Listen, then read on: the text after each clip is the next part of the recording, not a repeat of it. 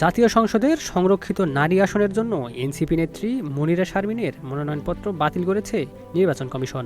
বৃহস্পতিবার কমিশন সূত্রে বিষয়টি নিশ্চিত করা হয়েছে। এর আগে বুধবার সরকারি চাকরি সংক্রান্ত তথ্য উপস্থাপনে অসঙ্গতি এবং আইনি জটিলতার কারণে তার মনোনয়নপত্র প্রাথমিক যাচাই বাছাই স্থগিত করা হয়। একই দিনে জামায়াত নেতৃত্বাধীন ১১ দলীয় জোটের বাকি ১২ জন প্রার্থীর মনোনয়ন বৈধ ঘোষণা করা হয়। নথি অনুযায়ী মনিরা শারমিন রাষ্ট্রায়ত্ত বাংলাদেশ কৃষি ব্যাংকের কর্মকর্তা ছিলেন এবং ২০২৫ সালের ডিসেম্বরে তিনি সেই চাকরি ছেড়ে দেন।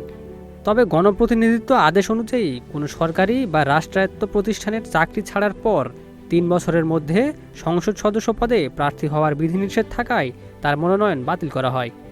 Desk report, news flash 71।